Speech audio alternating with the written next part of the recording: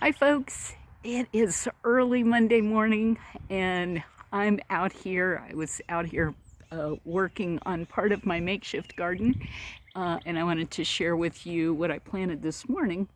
This pallet, I actually helped a while back. I helped a friend of mine uh, pick up some soil, and they loaded the soil onto the bed of my truck on a pallet. And she didn't want the pallet, so I brought it home, took out the every other board. This, let's see if I can show it. I took out every other board here and across so that I have three good size openings, and they have become garden rows. And I planted spinach in here this morning.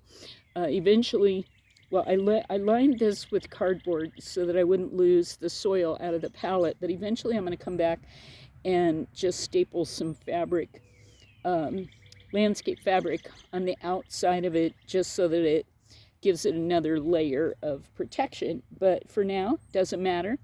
I don't really care what it looks like. As long as the spinach grows, that's the main point. And, I think I think that might be something to remember is like just plant something. Don't worry about what it looks like.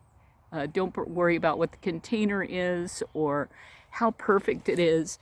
Just plant. Nothing is perfect. Mother Nature deals with whatever she has to deal with, and things still grow.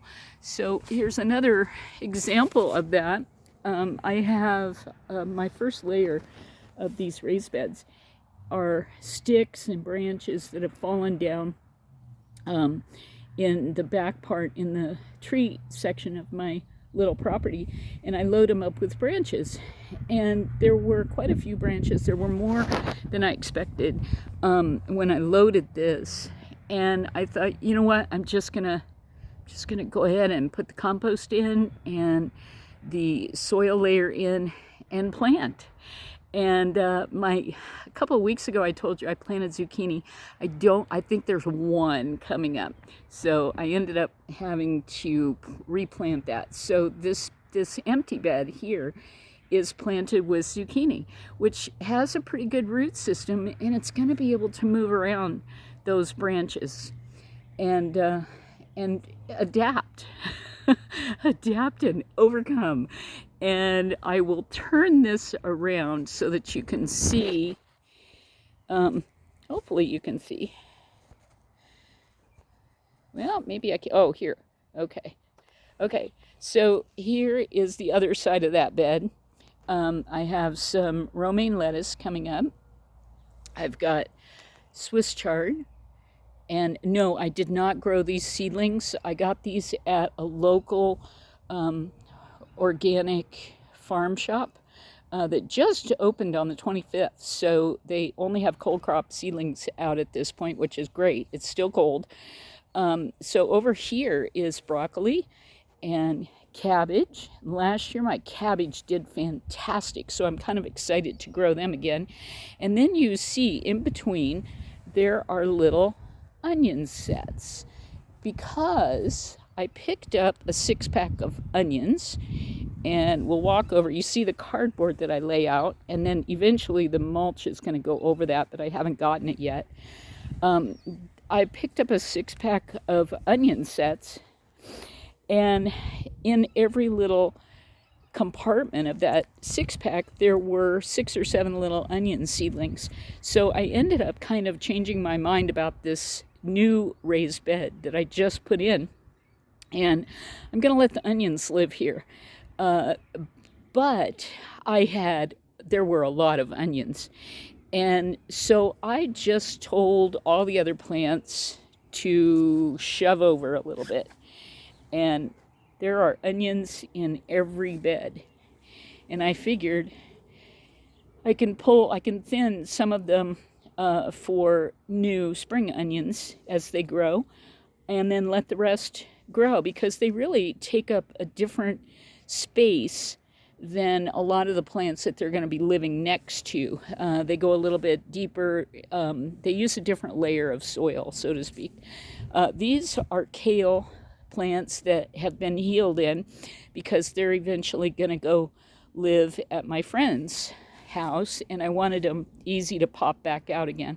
And they're doing great. They're really starting to grow. And then on the edge, I planted a rosemary and then 2 basils. And it was so cold last night, yesterday, that I came out, I brought some coffee cups out, and I just covered the basil, because the basil goes black when it's too cold outside. So I came out, I popped those off this morning, and basil looked great. So I think crisis averted. Now here is that broccoli stalk that I was telling you about that I just left, and I learned in the meantime that a second year, I said broccoli, I meant Brussels sprouts. I found out that the second year Brussels sprouts actually bloom and create seed if they're pollinated. So that's apparently what this little Brussels sprout stalk is doing.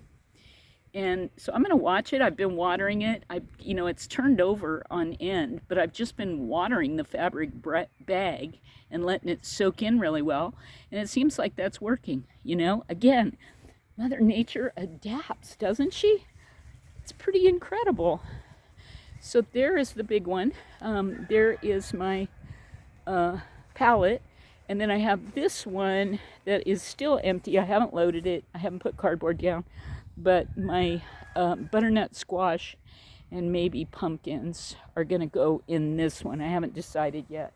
I'd like to try this squash again. I had horrible results with squash bugs last year, but who knows what's going to happen this year.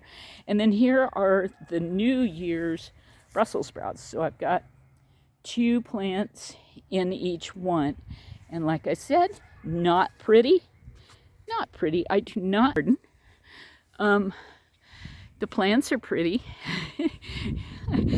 and I am excited. It was great to put my hands in the dirt again this morning and listen to the birds and the turkeys behind me. One of my neighbors has turkeys and chickens, and I still have things to plant, but I feel really good about what's planted right now, and we'll see what happens.